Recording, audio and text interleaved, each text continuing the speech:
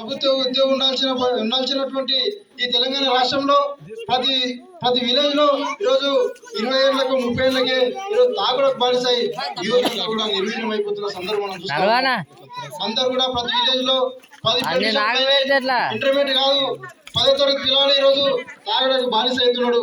మరి దీనికి కారణం ఎవరని చెప్పి కూడా మనం అంతా కూడా ఆలోచన చేసుకోవాలి. ఈ రోజు కేసీఆర్ ఇచ్చినటువంటి కూడా ఈ రోజు కేవలం మాటలకే పరిమితం తప్ప ఇక చేతులకి ఎక్కడ కూడా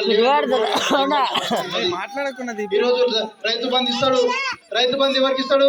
2 ఎకరాల నుండి 10,000 వస్తుంది, 50 ఎకరాల నుండి ఏమో లక్షల రూపాయలు వస్తా ఉన్నది.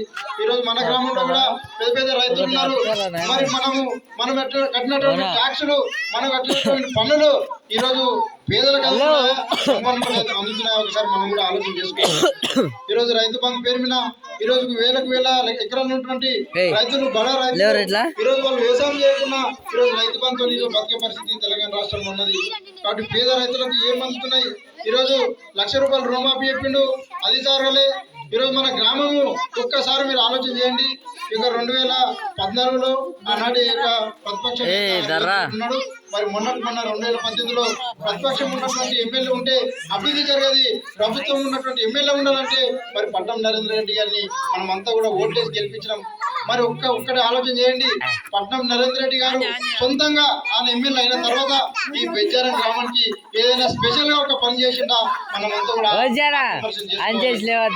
ఈ రోజు కేసీఆర్ ఇచ్చినటువంటి లేదంటే రైతు బంధు లేకపోతే పింఛన్ లో కాదు, స్పెషల్ గా ఈ కొడంగల్ ప్రాంతానికి ఏం చేసిండో ఒకసారి కూడా మనం కూడా ఆలోచన చేసుకోవాలి. ఈ రోజు మాటికి నిలబడ చూస్తూ ఉన్నాం. అసెంబ్లీ కూడా జరుగుతూ ఉంటే కేవలం ఈరోజు నరేంద్ర మోడీ గారిని బీజేపీని విమర్శించడానికి అసెంబ్లీ పెట్టిండు. ఈరోజు ఒక ప్రపంచ వ్యాప్తంగా ఈరోజు కరోనా కష్టకాలంలో ఈరోజు ప్రపంచం కూడా అతలకుతలం అవుతున్న సందర్భంలో ఈరోజు భారతదేశం ఏ విధంగా నిక్కచ్చిగా ఇలా ఉంటుందో ఒకసారి కూడా మనం కూడా గుర్తించాలి.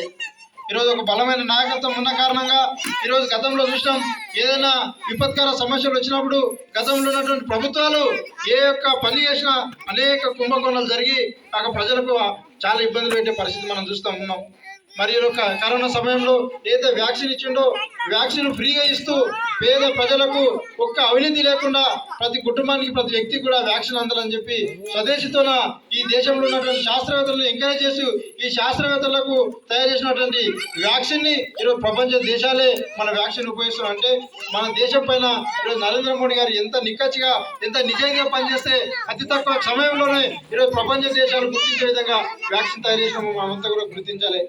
అంతేకాదు కరోనా కష్టకాలం తర్వాత ఈ ప్రజలు ఎవరు కూడా ఆకలితో అలమటించకూడదని చెప్పి ఈరోజు ఫ్రీ రేషన్ ఇస్తూ 3 సంవత్సరాల నుండి ఈరోజు ప్రతి కుటుంబానికి కూడా ఈరోజు ఫ్రీ రేషన్ ఇస్తున్నటువంటి గొప్ప వ్యక్తి ఈరోజు నరేంద్ర మోడీ గారు.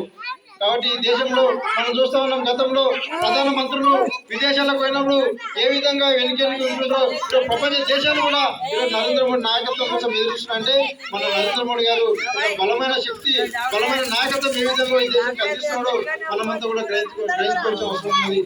ఈరోజు ఫసల్ బీమా యోజన ఈరోజు రైతులకు ఏదైతే నష్టపోతున్నారో ఏదో విపత్కర సమయము ఏదో వాతావరణ ప్రాబ్లం వల్ల రైతులు నష్టపోతున్నారు. కాబట్టి ఈ యొక్క ఫసల్ బీమా యోజన పేరు మీద ఈరోజు అన్ని రాష్ట్రాలు అమలు చేస్తున్న ఈ యొక్క తెలంగాణ రాష్ట్రంలో అమలు చేయకుండా అన్యాయం జరుగుతూ ఉన్నది. అంతేకాదు ఆయుష్మాన్ భారత్ పేరు మీద దేశవ్యాప్తంగా 5 లక్షల వరకు ఫ్రీ ట్రీట్మెంట్ ఇస్తున్న ఈ యొక్క తెలంగాణ రాష్ట్రంలో ఈ యొక్క కేసీఆర్ పథకాన్ని అమలు చేయకుండా తెలంగాణ ప్రజలకు మోసం చేస్తూ ఉన్నాడు. కాబట్టి మనం అంతా కూడా ఇలాంటి విషయాలన్నీ తెలుసుకొని రాబోయే కాలంలో ఈ 10 సంవత్సరాలు ఈ యొక్క కేసీఆర్ చూసినాం, టీడీపీని చూసినాం, కాంగ్రెస్ చూసినాం, టీఆర్ఎస్ చూసినాం. ఒక్కసారి ఈసారి యొక్క దేశంలో రాష్ట్రంలో భారతీయ జనతా పార్టీకి అవకాశం ఇస్తే మన గ్రామం కానీ మన ప్రజలు కానీ అభివృద్ధి చెందడానికి అవసరం ఉంటుంది.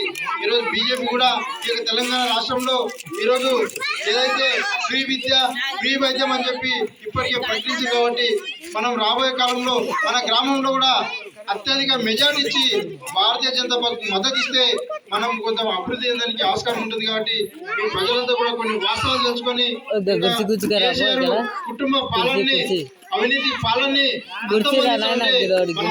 రాబోయే కాలంలో భారతీయ జనతా పార్టీకి మద్దతు ఇస్తారని చెప్పి ఇంకా అనేక సంక్షేమ పథకాలు ఉన్నాయి.